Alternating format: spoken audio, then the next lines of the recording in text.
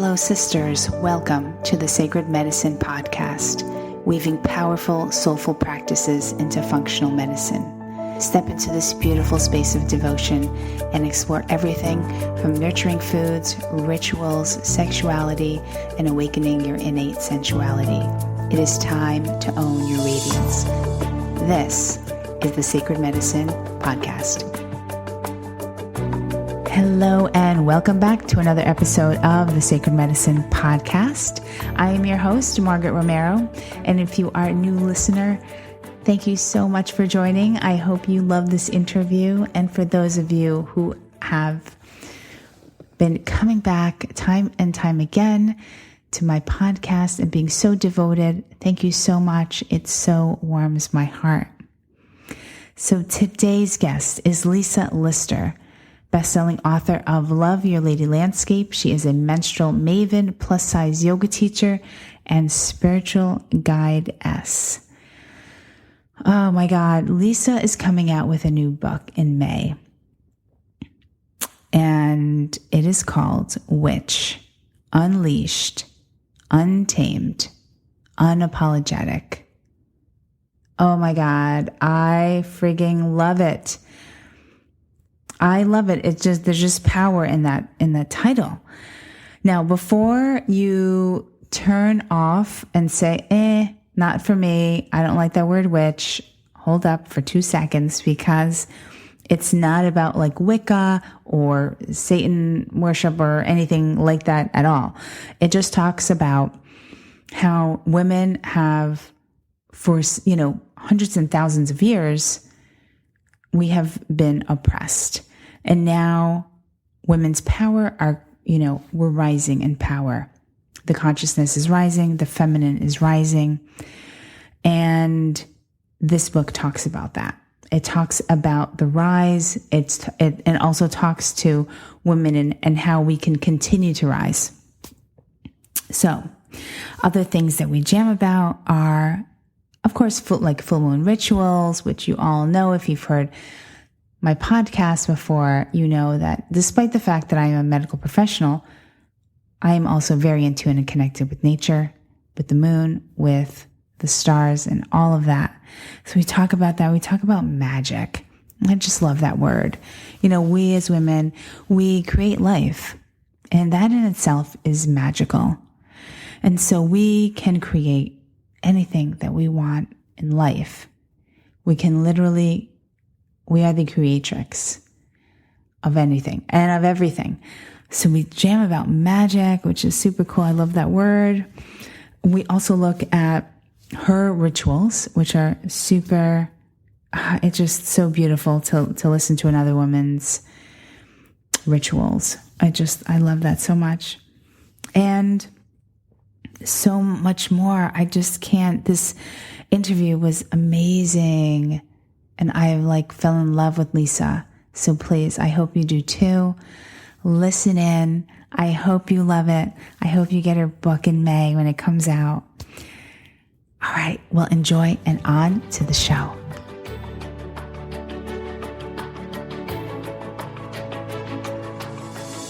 Hello and welcome back to another episode of the Sacred Medicine Podcast. I am your host, Margaret Romero.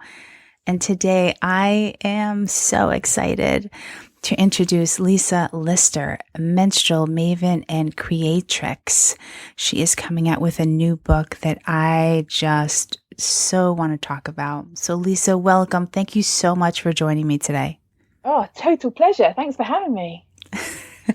Okay, so your new book, it's called Witch, Unleashed, Untamed, and Unapologetic. And I freaking love it.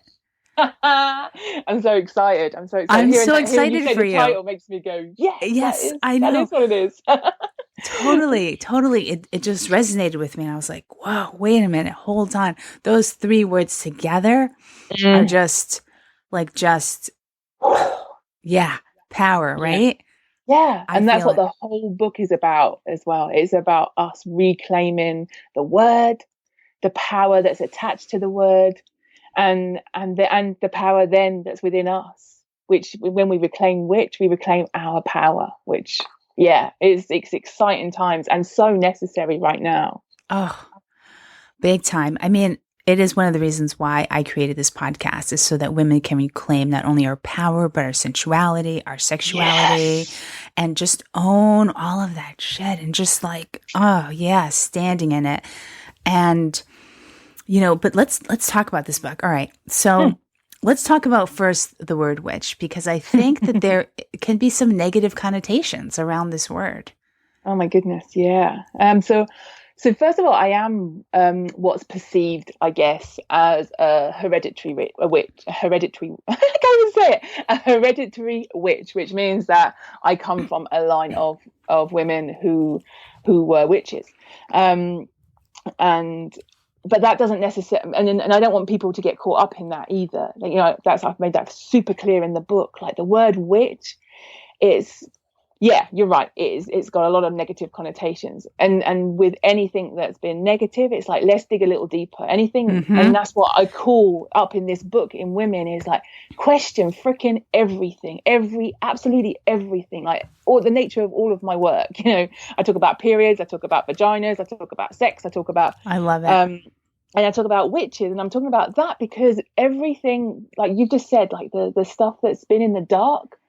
And which is one of those things. Another thing that we've it's a word that's been put in the dark. We need to go there because they put, when I say they, I talk about patriarchy. And when I talk about patriarchy, I am not talking about dudes. I'm talking about the masculine structures that have been at play for the last 3,000 years that are keeping us from our power source. And they have put all of our powers, all of our freaking superpowers as women, all of the things that we use as our tools in ancient times, they put them in the dark, and then they taught us to be scared of the dark.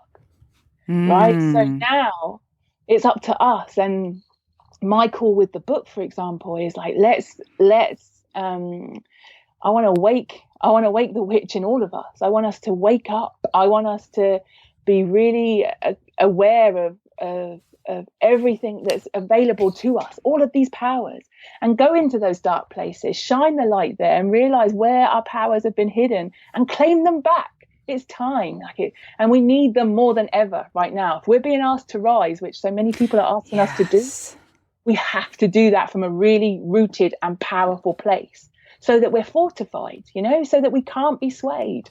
So yeah, sorry, I get really excited. That's the nature of it. But you're right, yeah, which has had negative connotations, and that is because of, and I believe that's because, it's been placed in the dark with all of our other powers. And witch for me doesn't mean the old woman with a pointy hat. Right. She is a wise healer. She is a wise woman. She is a healer. She is a force of nature. She is a creatrix. She is sensual. She's a sorceress. She's all of those things. She is able to make magic. And generally, most women make magic from their hips, from their pelvic bowl, from their own magical cauldron. And it's about just remembering, reclaiming, and reconnecting with all of those powers. I love that so much. Okay, so I'm really excited. This is the first time I've spoken about it. I'm excited. I'm so excited about this. So take us back, like a little bit back then. Like, what happened back then? Why was the word, witch placed in such a bad connotation? Why were women burned at the stake? Like, can you give us a little history about that? So for me, I think what I found in the writing of the book is that, again, we've been told history. We've been told his story, the story of the victor, the person that always wins, right? So what actually happened was a female Holocaust, a healer Holocaust. It was actually it wasn't. A witch was just a word that was placed on this for the witch. We talk about the witch hunts and the witch craze. Right. What was actually happening was a woman that owned a cat, a woman that made tea with herbs. Any woman, because the patriarchy was scared, because the like the Christian church was becoming a bigger thing. The Roman Empire was very clear that the Roman Catholic Church was very clear on how it wanted things to be, and that did not involve women being powerful and giving birth and being these complete forces of nature that could create life. Like, what is that about? I mean, I get it. I get it. Looking at a woman in her power, that's freaking scary. Of course they didn't want that. So what happened was, like I say, a female Holocaust. We were taken out, and as many women as possible were taken out through torture, with various forms of torture, and like I speak about them in the book. And it's actually really hard for me to speak out loud because my gosh, because some of that was really awful, like how they treated women. We would oh, you're a witch, so we'll dunk you, and if you die, you weren't a witch, but you're dead. It's like, this is crazy. It was absolutely, and I found it very difficult to write that section of the book, because getting super clear on what actually meant to women, and then the wound that we now carry because of it is and I speak much more specifically to it in the book, but I don't think I can do it justice through telling you right now. So I would really love for you to like just really get into that, because it has to be felt, because I think what I speak about in the book as well is in our history as women, it's like we feel, we don't need the scientific facts. We don't, and that's the problem, is that a man has written down the story of how this rolled out. And actually, we need to come back into our bodies, and we need to feel, because you will feel that witch wound. You will feel that witch wound every time you can't speak out.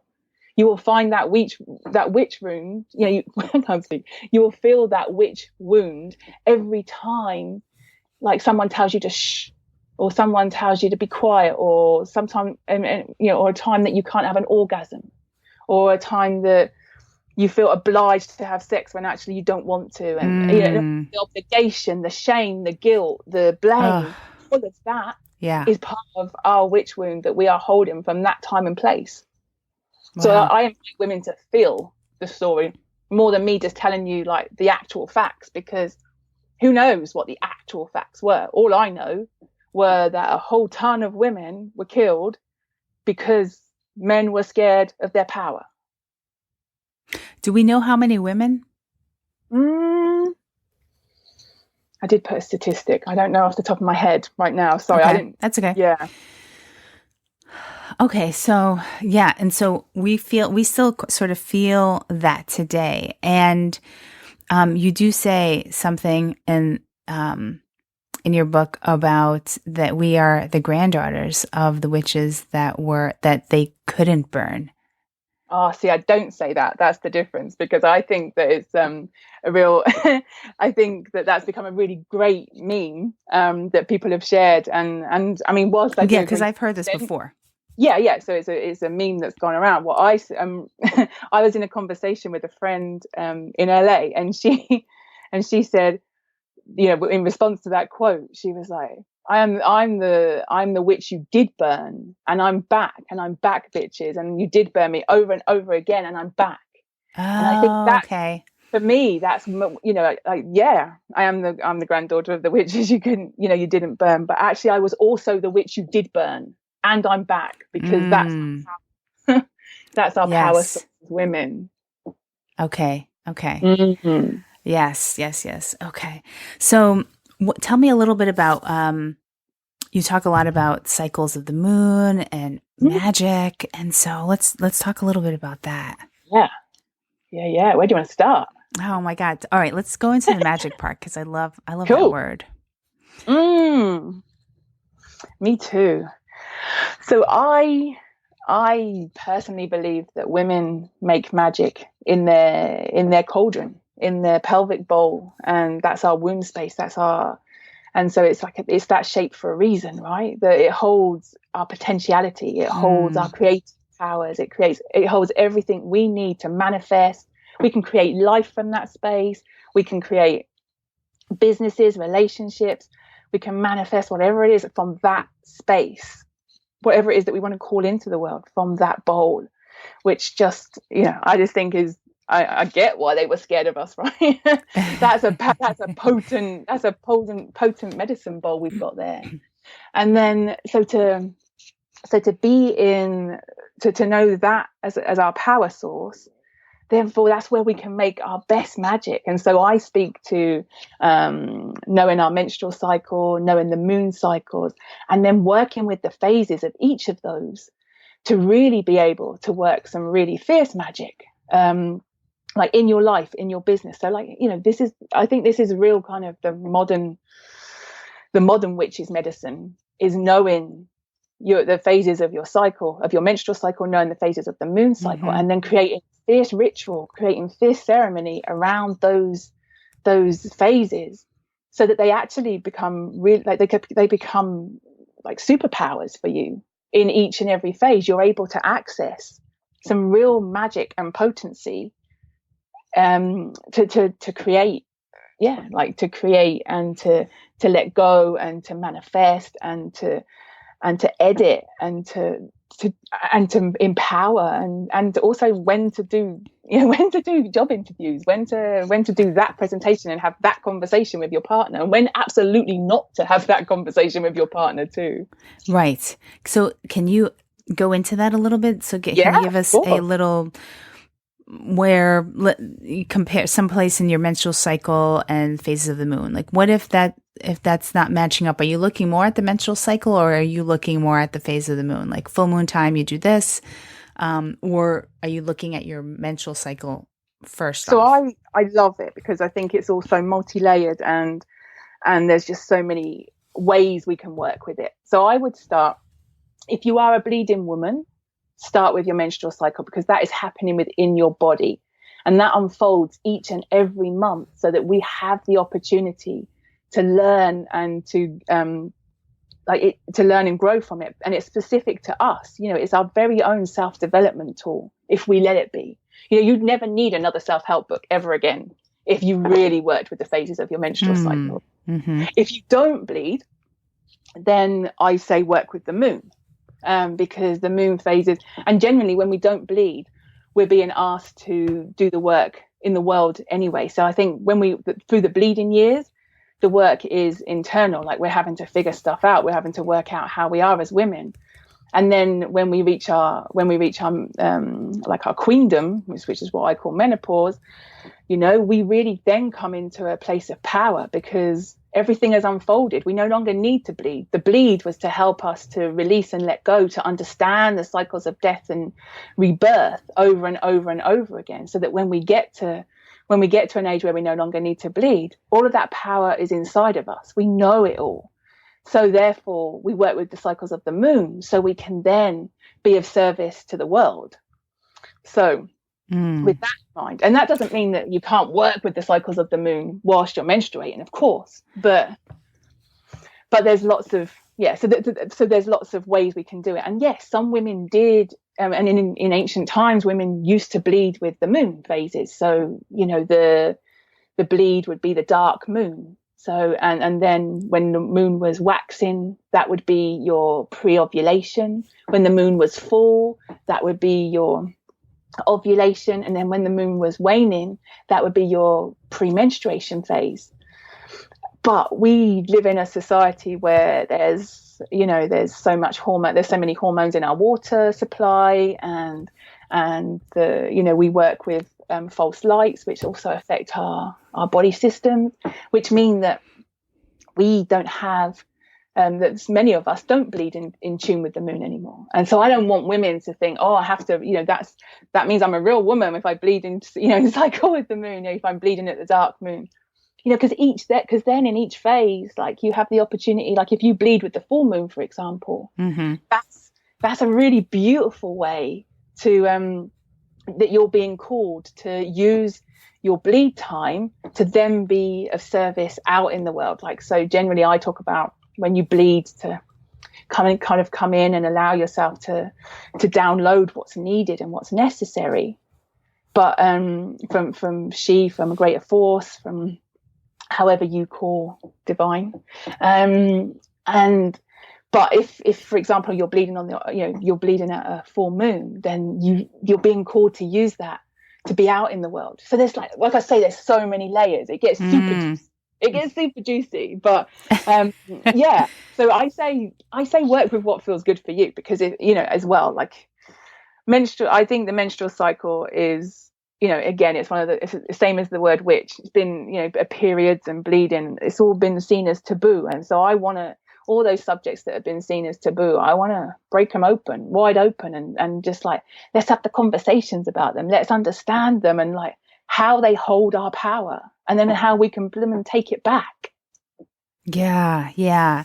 So going back to what you were saying with hormones in the water and all of that, but also when women are on birth control, the phases are really ruled by big pharma, not the moon. Yes, absolutely. And I get asked by a lot of women as well, like, can I follow your book if I'm on the pill? And I'm like, well, yeah, you can, but I would suggest you use the moon, because your own cycle is a synthetic one. You like you just said, the farmers are controlling how and when you bleed. Yes. And they're also controlling your ability to ebb and flow, and to understand the natural rhythm of your own body.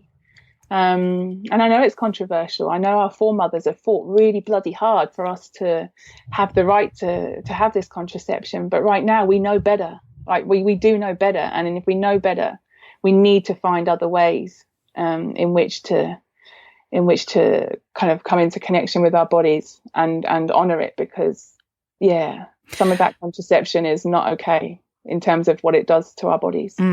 Yeah, I do see the effects of it. I bet in your job, right? Yeah.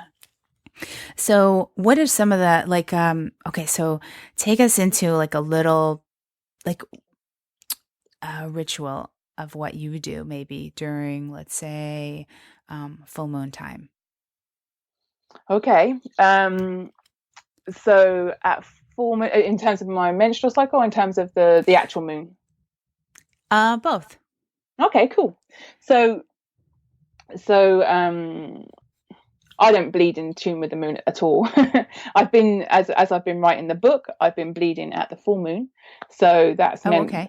and that's been really helpful, because it's meant that, and it feels really right, because if you bleed at the full moon, like I said, it's a really great opportunity to then share, to share with the world. And so, and as I've, when I finished the book, it's actually I started to bleed in the waning moon now. So it's working its way back, I think, to the dark moon. So, and that's what you'll find with your cycle, is that, you might not have a 29-day cycle, for example, but you may bleed every time the moon is in Scorpio, or you may bleed every time, like it's an Aries full moon or something. It's just there's so many layers to it that it gets really exciting. So,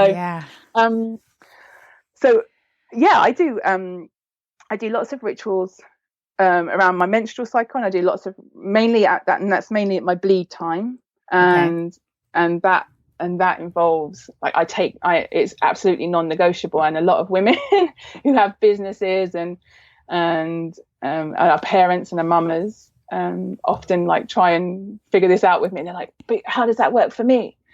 It's absolutely non-negotiable that I will take a day off. Like, I would take my day one bleed day off, and I can do that because I've worked my cycle for long enough so that I know, and I can pinpoint when that will be. And it is a day of complete Cleopatra-like indulgence. Like, there is like, it's like complete. I really allow myself to get down with she in that time. And because when we bleed, we are just like divination rods. If we allow ourselves to be, we are letting go of what's no longer necessary with the blood.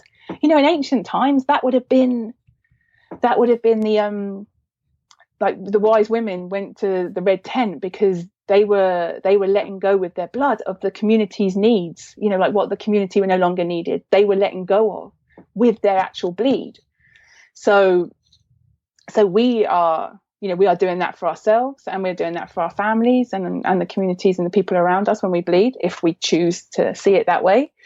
Else we can just be having a freaking period. It's totally okay as well. You don't need to be over analyzing that.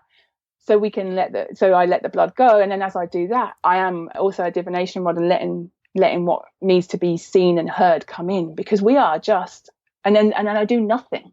I literally do nothing. So I won't exercise. I won't, I have a ritual box that I get out when I bleed. So I have a talisman that I'll wear, which, I'll wear red nail varnish. And I really honor the practice of bleeding, because it's for me, it's my spiritual initiation every month of dying and being reborn, which, some people dig, some people think's a little bit woo woo, and that's totally cool. I get that. But it allows me to replenish, because that's the whole point of our menstrual cycle, is that we ebb and we flow, because we're cyclic women. We don't kind of force it through. So that's what I do at my menstruation time.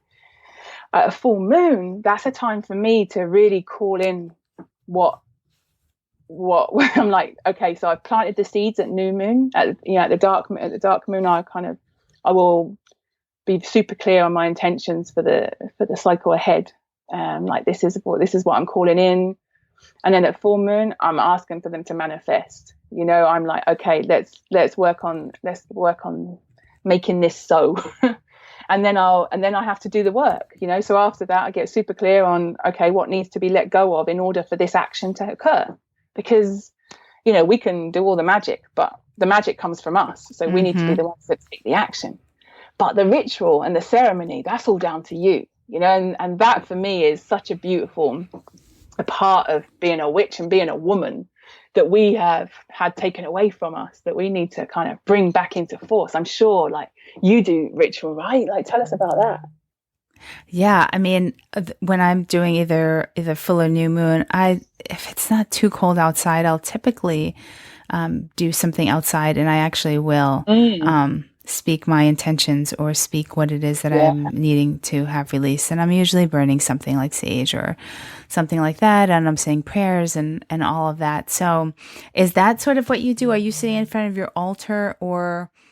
Yeah, like you say, it depends on the weather, right? Right. I mean, or you go outside. Mm-hmm. Yeah, in the summer, I love to. I think all of us, again, as women, we are forces of nature. Like we need to feel the air on our face, the ground underneath us, on our bare souls, and we need to have fire. Like fire is so important for women. Like we need to feel it. We need to light it. We need to feel it. We need to feel it, so that we can feel it in our own cauldrons, so we can feel it in our own bellies. Yeah. And water. So I make sure that in every ceremony that I ever create, that we, if I can be outside, we can, the elements are much more easily accessible.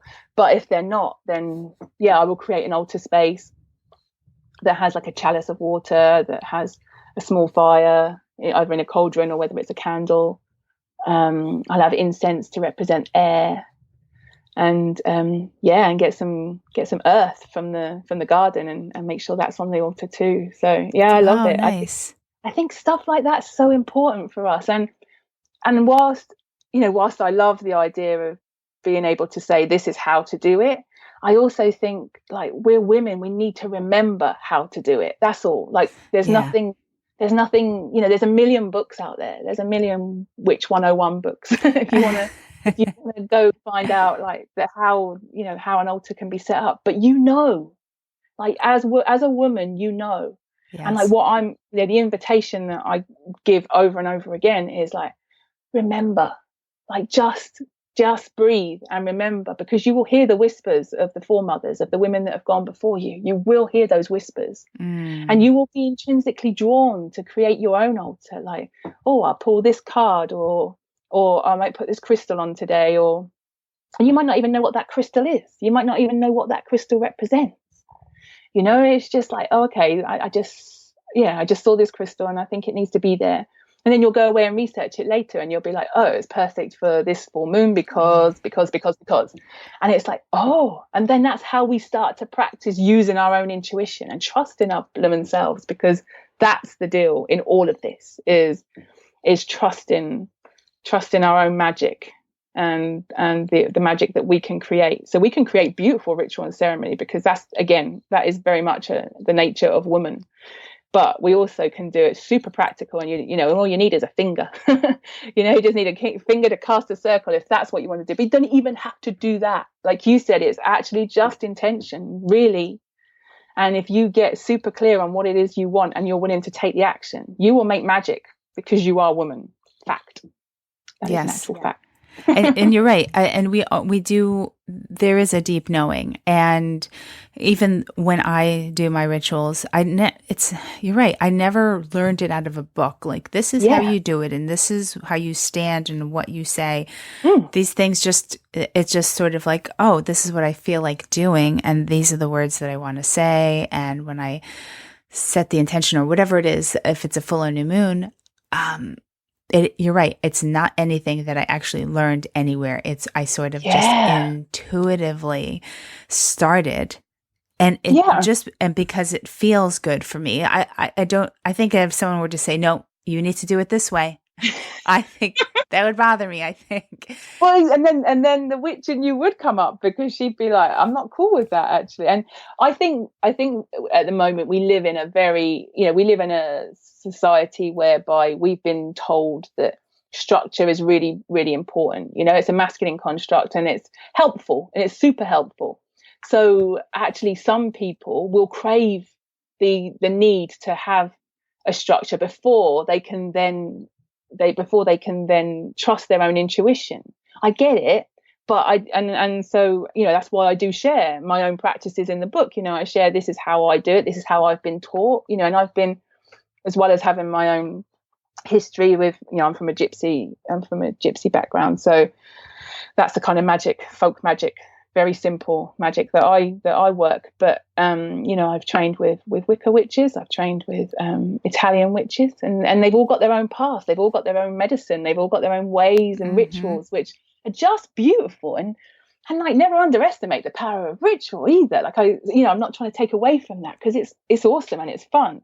And like I say, I share so much in the book because sometimes we need a prompt, sometimes we need a guide. But time and time again, like over and over again, I just ask women, like, just take a breath and just tune in. Like you say, you don't need it. You didn't need a book. Like, you just remember. You just remember. And yes, but it's a lot to ask of ourselves, to trust ourselves. 3,000 years of wounding has meant that, like, trusting ourselves and then trusting other sisters is tricky. That's all. And that's what we're working with right now. So just be kind to ourselves. Like, if you need a book, if you need a 101 ritual, there'll be one that you can use it until you don't need it. And then if you feel called to create your own, do that as well. And that is the truth. Like, that's what being your own witch really is. That's where the power lies, when we trust ourselves and you trust your own intuition. A quick break in the show to let you know of an upcoming virtual retreat with me called Overcoming Burnout: Sensual Living for the Highly Empowered Woman. So picture this: candles lit, you are in your most comfortable jammies, maybe a chai tea or a glass of champagne. Let's get cozy and explore the world of sensuality, the stuff your mother never taught you. Learn how to drop into your feminine, enhance your health, and be the hottest thing on the block. It's like we're just hanging out as girlfriends, just hanging out at home, talking about the juiciest topics. End result? You'll know what it means to be an embodied, sensual woman. So are you ready, sister? Have I seduced you into my bedroom for a 3-hour session? I hope so. The link is below, but you can also find it at margaretromero.com/virtual retreat. It's going to be April 8th from noon to 3 p.m. Eastern Standard Time. I so look forward to meeting you virtually and spending some time showing you the world of sensuality. I'm also offering an optional sensual starter kit, which is a selection of the most decadent sensual treats to satisfy and titillate all of your senses. A collection of my most favorite goodies for your ultimate pleasure. And even, you were just mentioning about different cultures have their own ways. So true. So with your gypsy background and that you've also trained Wicca, and I'm so curious about the Italian way. Strega witches. Oh, they're so good. What is it called? Strega. Oh, okay. Yeah. They just, and it's really beautiful. I share a little bit in the book, but like go research them. Okay. They're awesome. Yeah. Nice. So, I mean, I grew up with a Peruvian mother. I'm Awesome. first generation born here, and so, I think that she's not an acclaimed, or I guess not the right word to use, but she's not a curandera or anything like that. But I did grow up seeing her perform rituals, and very, all Peruvian, from Peru. So Amazing. That had its own flavor. Yeah. Yeah. That's juicy. Really cool. I love that. And I think that's the thing, isn't it? Like you saying about that she probably wouldn't have called herself that. And that's the deal as well. Like we have to take back that word, because it's been so, it was illegal to be a witch. We could, and if you were a witch, which there were, that if in the terms of how it was used, then you were killed. That was the deal. So it's like, of course, the women before us, like in the the previous generations, the ones that we've had contact with, wouldn't have called themselves it. Like my mum, she completely shunned it. She completely shunned the fact that she had these, that she could work with dream time. She was like such an amazing intuitive, but completely shunned it for a really normal life. Like she just was like, I don't want to know about it. I don't want to talk about it. And it was only like in the years before, just leading up to her death, that she was like, that she started to talk about it, and she started to realize the power of it. But like, and so like your grandmama, she may not have called herself that, like through fear or through, or just like, that's not how she saw herself. But that's how it is for all of us women, is that we all have the ability to make magic. And like you say, a ritual can be anything from making a cup of tea with herbs that are going to help your digestion, to doing and performing a ritual like your grandmama. Yeah. Oh, I'd love to know all about her Peruvian secrets. I love that stuff. Love that. Oh, so this is so good. Let's see. And so you must have the most sacred, most beautiful sacred space in your home. I think everywhere is an altar, though, right? Like that's how I've seen it. Like I think for a little while there, I had like a set altar, and I do if I'm creating magic for a specific reason. So if I am creating a spell, if I'm creating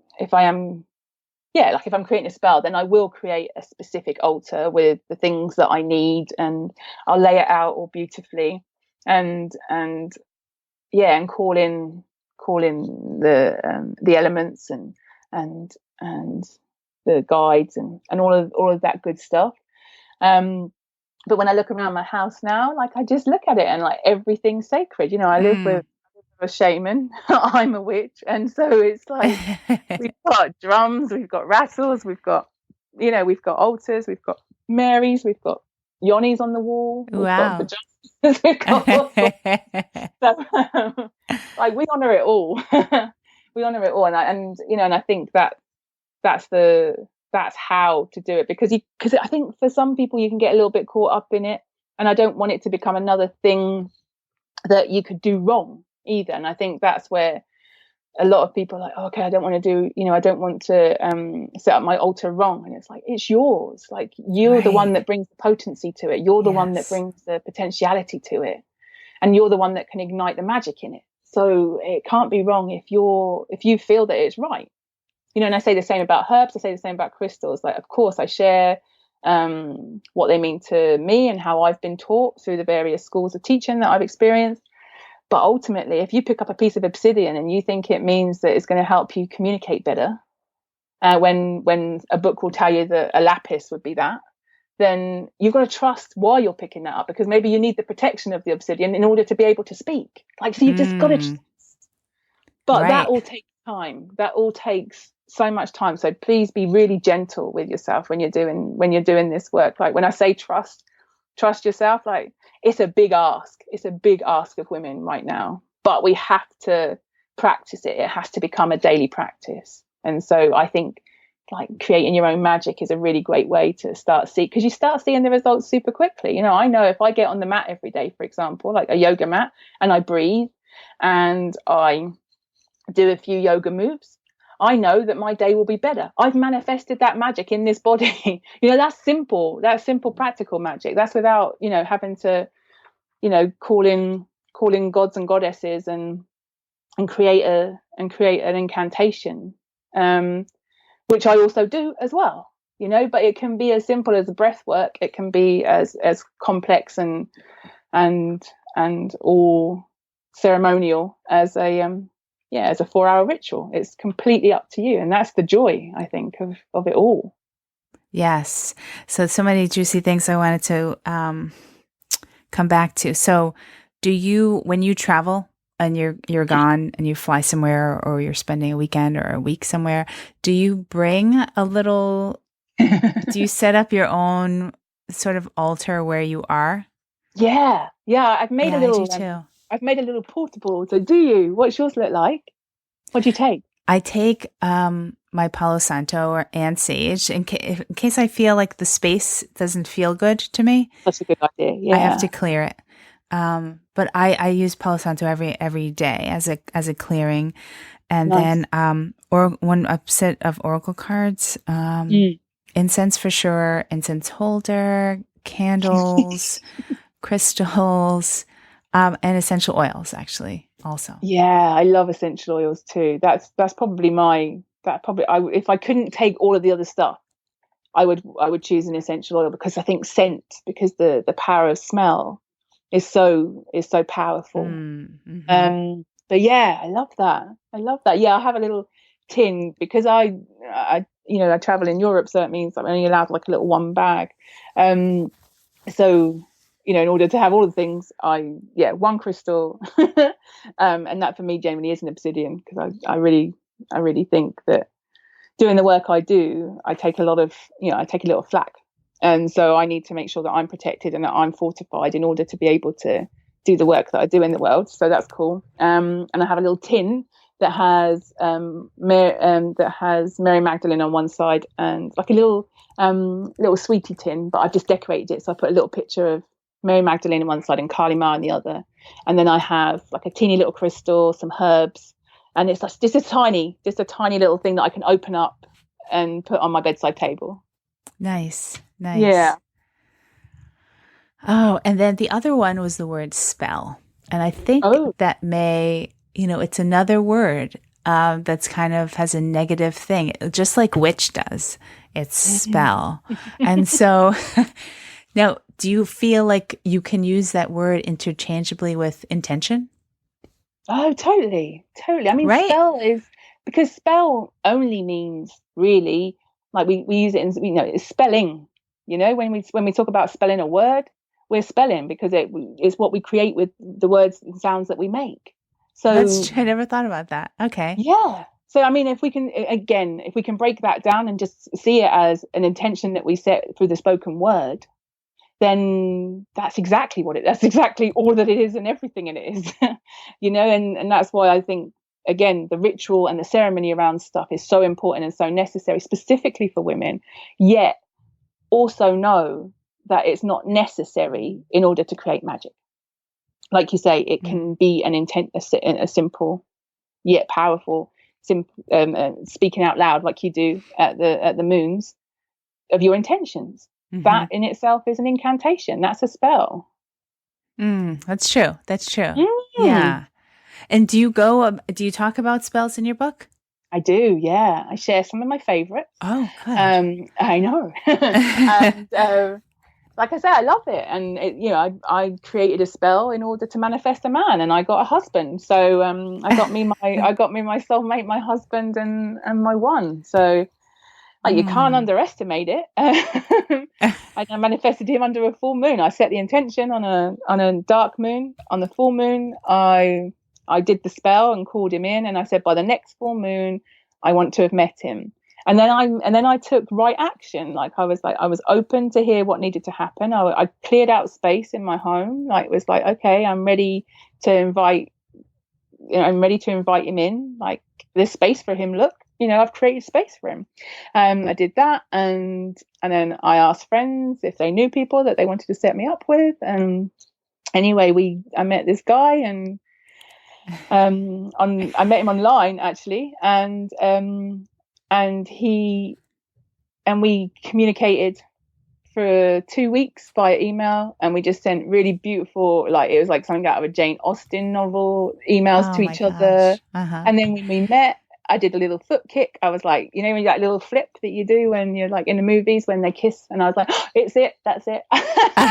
So and I've shared that in the book, and I think it's really important, and that, because I was ready. I did the work so that I was ready. So do the work on yourself, and then do the magic, and then call it in, because when you take one step, she, universe, God, goddess will take two. It's the cosmic two-step, and I think that's one of the best magic tricks that I've ever recognized.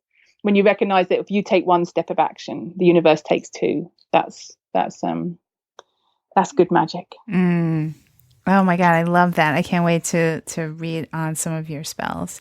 Now, did you learn, I know that there's certain things that you need to include when you are performing a particular spell. Is that something that you learned, or is that something also intuitively that you just did on your own? I think there's two ways of doing that. You can, Wicca are quite specific. For example, I think they're quite specific about okay, you would take a pinch of this and you would have a yellow candle, and you would have a white this, and you would have this rose, you'd have this rose oil, and it would be this. And if you love making recipes, then that becomes really fun. That becomes and that's why part of the reason I loved casting spells was because I just loved the collecting of the herbs and then the laying out of the altar and just the real kind of ritual around it. So if you love that stuff, then that's really cool. I also think, again, like you say, intuitively trust what you need in order for a spell to work. Again, some of us will need guidance in that though. So that's okay to seek it.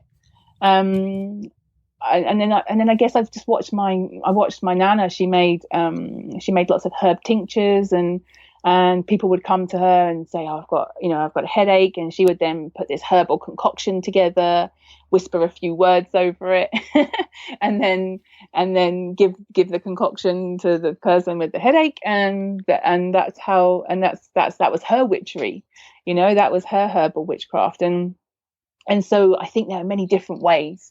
And it's really good to explore, and it's perfect and should be explored as women. If if herbs are your thing, then there'll be spells that you can use specifically with herbs, or like you say, of oils, and you can create a spell bath of, if you want to call in love and protection, or love or protection, or you want to call in prosperity, then you make sure you run a bath and you pour the water, you pour the oils that correspond with that.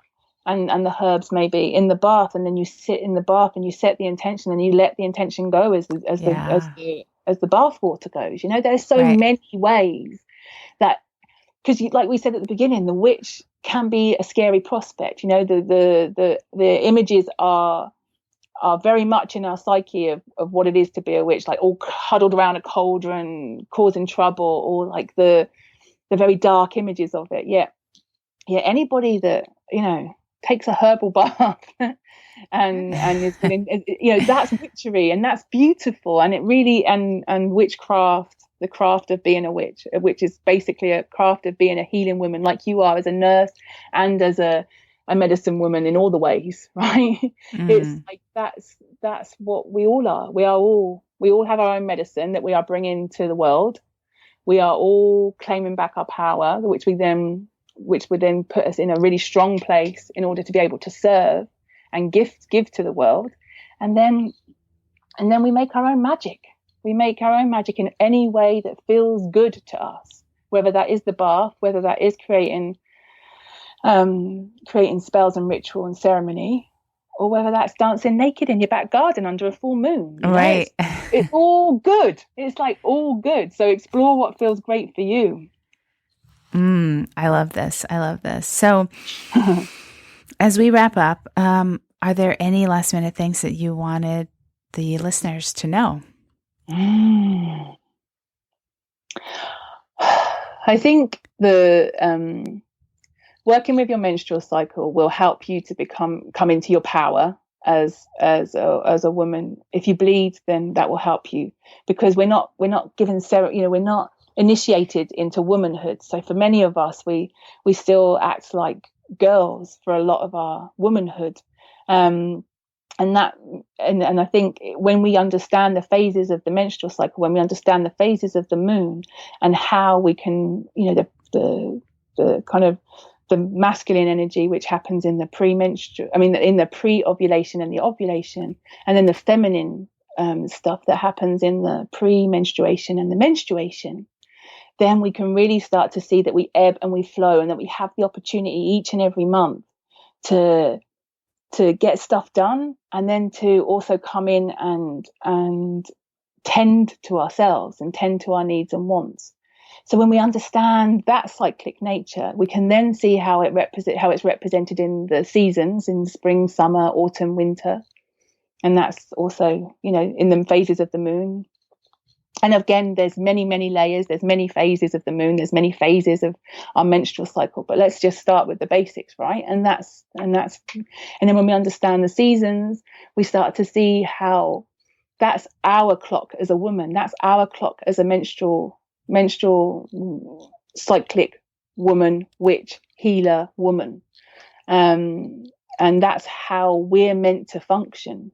That's why we find it so difficult. That's why so many of us are struggling with stress, fatigue, depression, and all of the kind of down there diseases that so many women suffer from. Endometriosis, fibroids, PCOS. All of that stuff is because we have been disconnected from our power source, like Mama Nature, from understanding our cyclic nature. So when we do that, we can reclaim it all back. We can just call it all back. It's ours to be called back, and now is the time for us to call it back. And then that's what leads us into this witch piece, which is a woman really in her power. That's all. I mean, that for me is the size of it. There's lots of awesome things that come with it. Like I say, like you can make spells and you can do all of these things, but you are a force of nature. And it's about us taking that back, remembering it, reconnecting with it, reclaiming it, and then showing up in the world from that rooted space so that we can rise and do the work that's being called of us now. I love that so much. And I have 3 quick questions that I end every interview. Okay, so let's see. The first one is, what is currently at your bedside? I have a witch's jar, which I do share in the book, but it's a prosperity jar. And so basically you put lots of like all the things that create prosperity in a jar, and you seal it shut with some green wax. Again, like you can pick or choose, but I have that, and I have it so that because my bed is in the east part of my house, and so it's said that if you put a witch's jar asking for prosperity in the east part of your house, then you call it in. So I've got one of those. I'm reading a book by Yogi Bhajan right now. Okay. And it's specifically for women, and so it's got some really amazing yogic moves in there. And he was a dude, like he was so cool. I really liked him. I'm just reading about him now, and he totally got women. He was so cool. I think that's on my bedside table, and my Daisy, which is a fertility monitor, which is like a really kind of hormone hassle-free work contraceptive for me and my husband. Anyway, is you take your temperature in the morning, and it tells you when it works with your cycle, and it can tell you when you're ovulating and when you're not ovulating, so you know when you're going to get good sex and when you've got to use protection, which is cool. So that's on my bedside table. Oh, I love that. And then let's see. You already told me about your book that you're reading. What do you wear to bed? Nothing. Ah, I like it. Witches go skyclad. And no, I never wear anything. I like wearing pajamas out of bed, but I would get too hot in pajamas in bed. And let's see. Let me ask you something really juicy. How about your latest sex toy? Anything good there? Yeah, I have a new rose quartz goddess wand, really. So it's a rose quartz, like, solid wand, and that stuff's magic. Like, I'm doing lots of work with yoni eggs, and I used to use vibrators, but now, like, after doing so much research and working with women, it's like, just understanding how it can, over time, that can really numb down there, which I'm totally, like, I understand, I enjoyed it very much, but, like, I totally get that. And so actually working with these crystals and having these incredible tools that you can use now, which are just really pleasurable. And, like, so my husband and I use them together, and I use them as part of my own healing, really. So I got mine from @goddesswands on Instagram, but there's some really good, I think the chakra rub ones look really great as well. Oh yeah, I've seen those. Mm-hmm. Yeah, but it's I've been working with it for the last 3 or 4 months, and I really love them. Do you have sex with your yoni egg in? I don't know. Oh, okay. No, and only because I'd freak out. I'll be honest with you. I do all that work down there, and I'm still like, nope, I'm not cool. And I know how small my cervix is. I'm very aware of that. Yeah, I'm still not having sex with my yoni egg in. Thank you very much. No, well, I haven't tried it either. I totally do. Yeah, but I know that some women do, and they said they enjoy it. Though I'm not sure if there's if that's pleasurable or not, or there's enough room in there. Exactly. Is there room in there? That's what I would say. I'm sure my husband would say there's no room in there at all. But, but yeah, no, that's not my deal. That one's not for me. Okay. So how can we find you? Tell us all of the places. Okay, so my website is www.thesassyshe.com, and I love Instagram. I'm on Facebook and Twitter as Facebook is Lisa Lister /Sassy She. But I love Instagram. So if you really want to come hang out with me, I'm on there every day. So that's @SassyLisaLister. Okay. Yes, that's where I follow you. I love it. And you also have a separate one for your new book that's coming out. Yeah.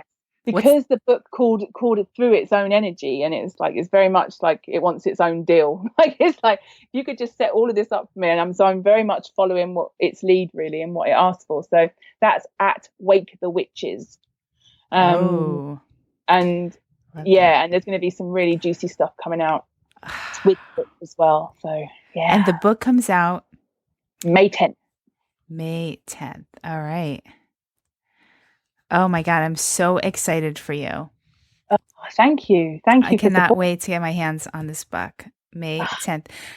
It's also, you can get it now as a pre-order, right, on Amazon if you wanted to? Yep, you can pre-order it, and there'll be all sorts of there's a cauldron conversations with 13 of my favorite witches, which is a zine. So yeah, it's a downloadable PDF that you'll get when you pre-order the book, and I'm going to be doing an online 2-hour Wake the Witches workshop with ceremony, ritual, and chat as well, which you'll get as part of the pre-order campaign too. Ooh, so do you have a web page for that already? It will be wakethewitches.com, and that goes live on March 3rd. Oh, yes. Okay. Nice numbers there. And does May 10th have a significance? It does. It's a full moon in Scorpio, and I'm a Scorpio. So it's been, and the great thing is that it was due out in April, but because of the cover has this amazing, so it has like these amazing moons down the side. So it has all the moon phases down the side, so when you open it, like, it flicks like a flick book. I can't explain it, but it's very beautiful. But what it's meant is, because the publisher wanted to do that, it's meant that the that we'd had to move the release date, which is great because it falls, and totally by coincidence. Perfect. Or not coincidence at all. It's on May the 10th, full moon in Scorpio. So that should be, it feels totally perfect and totally potent. Totally perfect. Yes. Yeah. Wow. Amazing energy. Yeah. Today. All right. Well, Lisa, thank you so much. From one witch to another. Oh, thank you for having me, Witch. I've loved it. I've absolutely loved it. Thank you. I look forward to continuing this conversation, and would love to have you on again in the future. And you've inspired me. I haven't done a spell in a while, so yeah, go do one. I gotta do one. And we've got the most powerful new moon coming in that I've got a little gathering coming up on that day. But yeah. Oh yeah, so it's a solar eclipse, right? Mm-hmm. Yeah. Juicy. Yeah, for sure. Yeah, and then that's a lot of energy. And have you felt it quite hard in this period of time between the lunar one and the moon one? Has it been tricky for you? Yes. Yeah, it's been a tricky time, right? Tricky time.